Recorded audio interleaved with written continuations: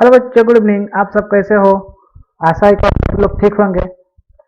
और हम आप लोगों के सामने हिंदी का गद्यांश लेकर हाजिर हैं, जिसका आज हम लोग क्लास 11 मतलब पार्ट नंबर 11 हम लोग करने वाले हैं बच्चों। तो बच्चों, आप लोगों को कल हिंदी क्लास में मैं नहीं मिल पाया, इसके लिए आप लोग को टेंशन नहीं लेना है, ठीक है प्यारे बच्चों।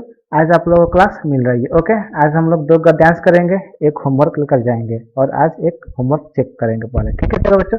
तो चलिए, जैसे मालूम है कि आप लोगों का पिछला होमवर्क बहुत बड़ा था, ठीक है। पिछला गद्यांश थोड़ा बड़ा था, लेकिन बच्चों आप लोग बड़ा बड़ा गद्यांश को पढ़ने का प्रैक्टिस किया किसी, क्योंकि अगर बड़ा गद्यांश आ जाएगा तो आप बोर हो जाएंगे, ओके। तो बोर नहीं होना है, बस इंटरेस्टेड से पढ़ना है बच्चों। देखिए, कितने बच्चे होते हैं कि अगर कहानी रहता है तो उसको बहुत इंटरेस्ट ले लेते हैं और समझते हैं। अगर थोड़ा इधर उधर को दे दिया तो क्या करते हैं वो लोग, इंटरेस्ट नहीं लेते हैं, समझते नहीं है। तो प्यारे बच्चों, ऐसा नहीं करना है हमको, कोई भी गद्यांश आए हमको समझते हुए चलना है, ओके प्यारे बच्चों। समझ में आया बच्चों? तो चलिए बढ़ते हैं अपने होमवर्क की तरफ। और बढ़ने से पहले एक बार आप लोग अपना काम कर दीजिए। आप लोग सोच रहे होंगे क्या काम है, तो आप लोग को रोज रोज बताना पड़ता है।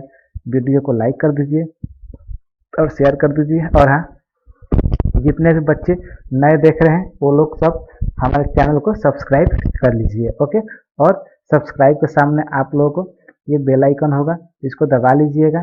इसको दबाने से आप लोग क्या होंगे, हम कोई भी वीडियो डालेंगे या कोई भी आप लोग अपडेट देंगे तो आप लोगों को वो सबसे पहले नोटिफिकेशन मिल जाएगा, ठीक है स्टूडेंट्स। तो चलिए इसको थोड़ा साइड कर लेते हैं। तो चलिए अब आइए अपने गद्यांश की तरफ बढ़ते हैं। तो चलिए गद्यांश पढ़ते हैं कि यह तो साधक की अंतर रुचि पर निर्भर करेगा कि वह प्रभु को किस रूप में स्वीकार करे, प्रभु के किस नाम पर उसको परम विश्वास हो जाए। सच्चाई तो यही है कि सभी नाम प्रभु के हैं और सभी रूप प्रभु के हैं। ये बातें उन महापुरुषों की जो ईश्वर के बताए रास्ते पर चले और इतनी गहराई पर चले कि जीवन की वास्तविकता को जान गए। वे यह सब जानने के बाद ही इस नतीजे पर पहुंचे कि सभी नाम और रूप एक ही प्रभु के हैं। धीरे धीरे साधक अपने रास्ते चलते चलते भक्ति के शिखर पर पहुंचता है। हमारी जिस पर आस्था होती है हम उसी की महिमा का गुणगान करते हैं। कहावत है कि अनुभवी और महान पुरुष जिस रास्ते पर चलते हैं उसी पर चलना चाहिए, क्योंकि उन्होंने दुनिया और समाज को अच्छे ढंग से देखा है। जब संत पुरुष अपने रास्ते पर चलने पर प्राप्त अनुभवों को बताते हैं और उस रास्ते में जो रोचक बिंदु आए उनका वर्णन करते हैं, तब मंजिल पर चलने वालों को उत्साह और बढ़ता है, साथ साथ ज्ञानवर्धन भी होता है। ऐसे ही यात्री भक्त कहलाते हैं। इसी प्रकार संत पुरुषों के अनेक अनुयायी बन जाते हैं, फिर भी वे अनुसरण करने वाले जिस रास्ते पर चलते हैं वह प्रेम पथ कहलाता है। जो साधक प्रेम पथ को पकड़ते हैं वे मंजिल को आसानी से पा लेते हैं, और जो रास्ता भटक जाते हैं वे कभी लक्ष्य की प्राप्त नहीं करते हैं। इसलिए यह कहा गया है कि प्रभु का नाम और रूप सब एक ही है। इसलिए संतों ने हमें जो शिक्षा दी है उसी में एकनिष्ठ होकर आगे बढ़ना है, तभी जीवन में निश्चित रूप से सफलता और मंजिल मिलेगी। मानव जीवन का आदर्श यही है कि भौतिक जगत की सुविधाओं के आकर्षण में फंसकर व्यक्ति औचित्य एवं विवेक को अनदेखी करता रहता है, जिसका परिणाम तमाम समस्याओं के रूप में उनके सामने आता है, जिनसे निजात पाने के प्रयास में उनकी पूरी उम्र चली जाती है और वह जहाँ का तहाँ बना रहता है। मनुष्य चाहे तो वह अपने हृदय की बात सुनकर अपने मस्तिष्क पर सामंजस्य बैठाए, क्योंकि हृदय भावुक होता है। इस तरह जीवन पथ पर चलने में प्रभु अवश्य मदद करेंगे, बशर्ते उनका स्मरण सच्चे मन से किया जाए। तो बच्चों क्वेश्चन पे आते हैं हम लोग, देख लीजिए। क्वेश्चन है कि भगवान को स्वीकार करना किस बात पर निर्भर करता है।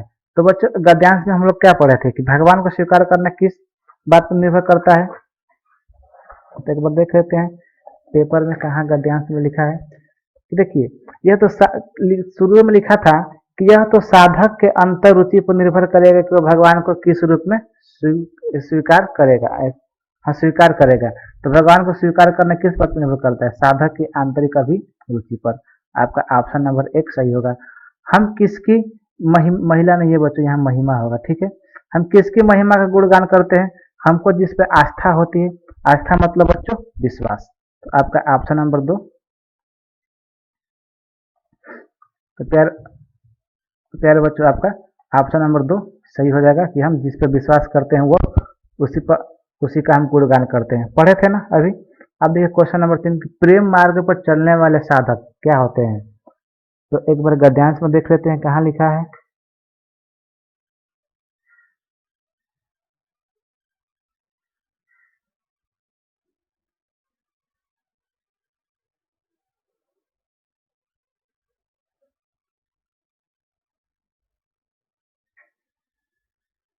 हाँ देखिए बच्चों, इसका आंसर हो जाएगा आपका ऑप्शन नंबर 3।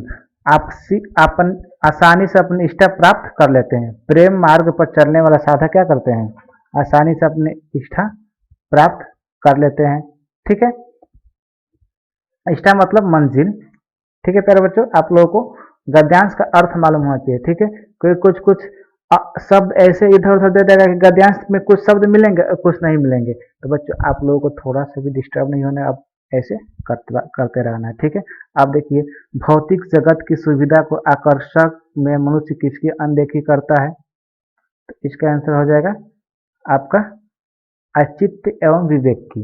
देख लेते हैं लिखा है कहाँ कि भौतिक जगत की सुविधा। हाँ, लिखा है बच्चों का ध्यान से कि भौतिक जगत की सुविधाओं को आकर्षण में फंस कर मनुष्य औचित्य और विवेक को अनदेखी करता है। तो बस आपका ऑप्शन नंबर 4 सही हो जाएगा। अब आते हैं हम लोग नेक्स्ट क्वेश्चन की तरफ, लास्ट की तरफ। लास्ट है कि अनुच्छेद में प्रयुक्त अंतर का अर्थ क्या है। अंतर मतलब क्या होगा, अंतर मतलब भेद नहीं होगा, अंतर मतलब यह प्रकार होगा। सॉरी, प्रकार नहीं, अंतर, अंतर है।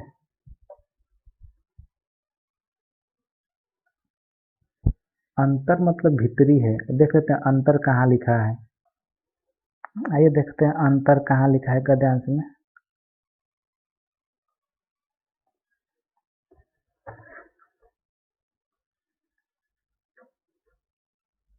देखिए बच्चों, इस तरह अंतर में आप कहेंगे तो इस तरह अंतर में भेद भेद भी हो जाएगा।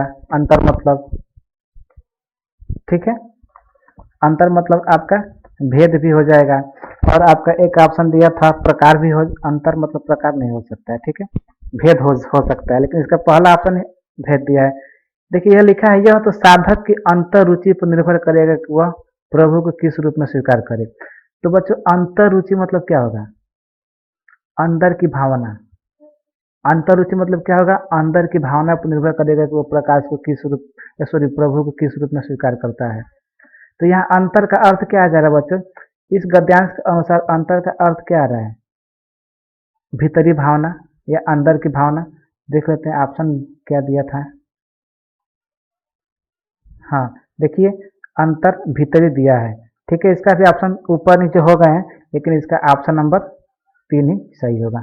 ठीक है, तो चलिए एक बार होमवर्क मिला लेते हैं हम बच्चों को, देख लेते हैं किन्होंने किन्होंने सही किया है और किन्होंने किन्होंने गलत किया। एक बार क्वेश्चन भी खोल कर रख लेते हैं सामने, ताकि हमको स्लाइड बार बार पीछे न करना पड़े। और हाँ बच्चों, देखिए आप लोग कि ताज़ा रंग को मिलाते हैं कि एक ए बी सी डी ए। देखिए ताज़ा रंग आपने ए दिया है, अंतर मतलब भेद। गद्यांश के अनुसार इस अंतर का अर्थ भेद नहीं होगा। ठीक है, अंतर का अर्थ हो जाएगा भीतरी। एक सही है। ठीक है, देखिए ए बी सी डी और एक, बहुत बढ़िया सूर्यांश आपका सही है। ताज़ा रंग आपने क्या ये कमेंट किया, द फॉल। आप लोग ऐसा क्या क्या क्या कमेंट करते रहते हैं। देखिए विकास का एक का डी गलत हो जाएगा, 2 का ए गलत, 3 का ए गलत, 4 का डी गलत, 4 का डी सही है। ठीक है, विकास आपका 4 का डी सही है और 5 का डी गलत। ओके, आपका सिर्फ एक ही क्वेश्चन सही हुआ विकास। आप गद्यांश बढ़िया से नहीं पढ़े। निहारिका देख लेते हैं, ए बी सी डी ए, बहुत बढ़िया निहारिका, वेलन, बहुत बढ़िया की हो। अब देखिए रितिका, रितिका आपका एक का गलत, 2 सी डी और ए। रितिका आपने एक को कैसे गलत कर दिया बताइए, आपने बी क्यों लगाया। बी लिखा है साधक के ज्ञान के गहराई पर, लेकिन गद्यांश के पहले लाइन में लिखा है कि साधक की आंतर रुचि पर निर्भर करेगा कि प्रभु को किस रूप में स्वीकार करेगा। तो ये बताइए आंतरिक अभिरुचि पर करेगा ना। तो बस आपने गद्यांश वही नहीं पढ़ा है, A B C D A. Jyoti Soni, बहुत बढ़िया आपने किया है।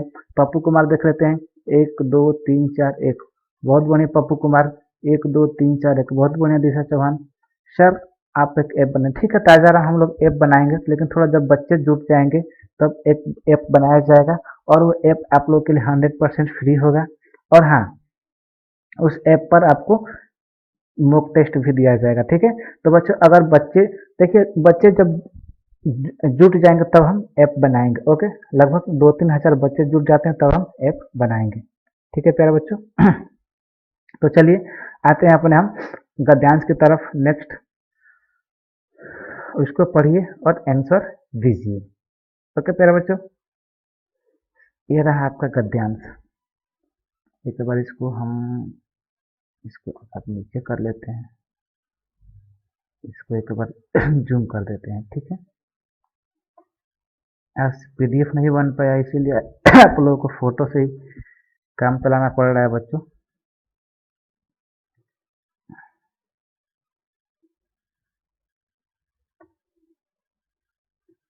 तो चलिए देख लीजिए कि झारखंड के बाहरी भाग की प्रसिद्धि वहां पाए जाने वाले खनिजों के कारण है। जहां भारत के किसी राज्य की अपेक्षा झारखंड में अधिक खनिज पाए जाते हैं। कोयला बॉक्साइट जिसमें एल्युमिनियम तैयार होता है। लोहा, तांबा, मैंगनीज के अतिरिक्त अभ्रक अभ्रक नहीं, अभ्रक अभ्रक होता है, ठीक है। और यूरेनियम यहाँ मिलते हैं। अभ्रक बिजली उद्योग के लिए आवश्यक होते हैं। तो देख लीजिए बढ़िया का ध्यान से पढ़ लिए होंगे। इसका आंसर आंसर कीजिए फटाफट आप लोग। इसका आंसर फटाफट कीजिए कि झारखंड का पहाड़ी भाग क्यों प्रसिद्ध है। क्योंकि वहाँ खनिजों के कारण, वहाँ पाए जाने वाले खनिजों के कारण इसका 2 हो जाएगा। भारत के किस राज्य में सर्वाधिक खनिज पाए जाते हैं? झारखंड में। क्योंकि अपेक्षा क्या बोला, भारत में किसी भी राज्य की अपेक्षा झारखंड में अधिक खनिज पाए जाते हैं। झारखंड के किस भाग की प्रसिद्धियाँ वहाँ पे वहाँ पाए जाने वाले खनिजों के कारण है? तो झारखंड के पहाड़ी भाग, ठीक है, पहाड़ी भाग की प्रसिद्धियाँ वहाँ के पाए जाने वाले खनिजों के कारण है, ठीक है प्यारे बच्चों। अब देख लेते हैं एल्युमिनिया के खनिज का नाम क्या है। एल्युमिनिया का खनिज का नाम क्या है? पाया जाता है जिसमें एल्युमिनिया है, ठीक है, अभ्रक है, तांबा है। एल्युमिनिया खनिज का नाम बॉक्साइट, ठीक है प्यारे बच्चों। तो आते हैं हम लोग चौथे पर, बॉक्साइट होगा। पांचवा, बिजली उद्योग के लिए आवश्यक खनिज पदार्थ का क्या नाम है? तो देख लेते हैं गद्यांश में क्या लिखा था अभी कि अभ्रक, अभ्रक खनिज। तो 5 का 3 हो जाएगा, ठीक है स्टूडेंट्स, 5 का 3 हो जाएगा, ओके। आ रहा समझ में आप लोग को? बहुत बढ़िया क्वेश्चन था। अब आते हैं आप लोग अगले गद्यांश पे हम लोग। तो बच्चों ये रहा आपका दूसरा गद्यांश। एक बार इसको भी जूम कर देते हैं ताकि आप लोगों को दिखे बढ़िया से। एक बार गद्यांश को पढ़ लीजिए बढ़िया से, जल्दी पढ़िए, जल्दी जल्दी।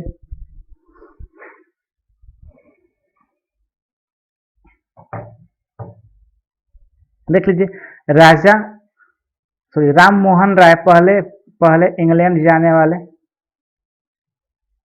पहले इंग्लैंड जाने वाले भारतीयों में से एक थे। दिल्ली के बादशाह ने उन्हें राजा की पदवी देकर इंग्लैंड भेजा था, ओके प्यारे बच्चों। राजा की पदवी देकर इंग्लैंड भेजा था। कट्टर हिंदू ऐसे सोचते हैं कि विदेश जाते समय भारतीयों की जाति विदेशियों के साथ खाना खाने से नष्ट हो जाती है। राम मोहन राय ऐसे लोगों की बात पर जरा से विश्वास नहीं करते। वह तो अपने देशवासी के लिए कुछ अधिकार प्राप्त करने के लिए गए थे। भारतीयों को अपने देश में उच्च सरकारी पद नहीं दिए जाते थे।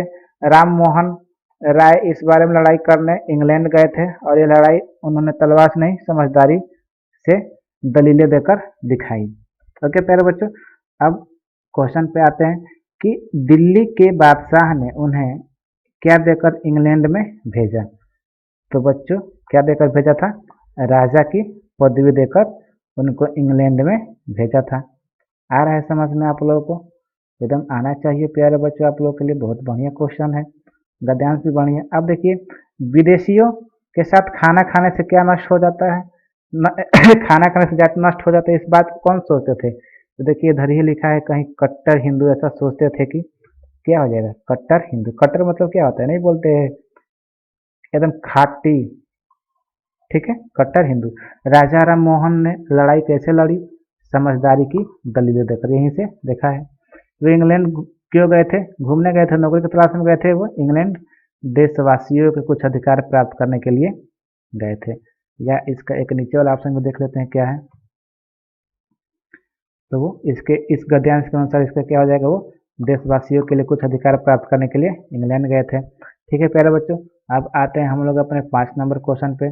5 नंबर क्वेश्चन है आप लोगों का कि कट्टर हिंदू क्या सोचते हैं। तो कट्टर हिंदू बस ये सोचते हैं ना, यही वाला है कि विदेशियों के जाने वाले भारतीयों की जाति विदेशियों के साथ खाना खा लेने से नष्ट हो जाती है।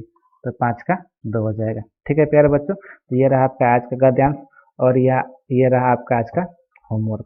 ठीक है प्यारे बच्चों, आप लोग इसको कल करके वीडियो को वीडियो को लास्ट में कमेंट करना है। और हाँ बच्चों, वीडियो को लाइक कर दीजिए और शेयर कीजिए। जिन्होंने वीडियो को चैनल को हमारे सब्सक्राइब नहीं किया है अभी तक, वो लोग हमारे चैनल को सब्सक्राइब कर दीजिए, ताकि आप लोगों को कोई भी वीडियो हम डालें तो आप लोगों को नोटिफिकेशन मिलता रहे। ओके, थैंक यू, मिलते हैं कल अपने नेक्स्ट क्लास में। और हाँ, आप लोगों के लिए कल 4 बजे एक मॉडल पेपर होगा। ठीक है प्यारे बच्चों, तो आप लोग इसको ज्वाइन करना ना भूलिएगा। ठीक है, चलिए मिलते हैं कल अपने मॉडल पेपर वाले क्लास में। तब तक आप लोग रिविजन करते रहिए। Okay, bye.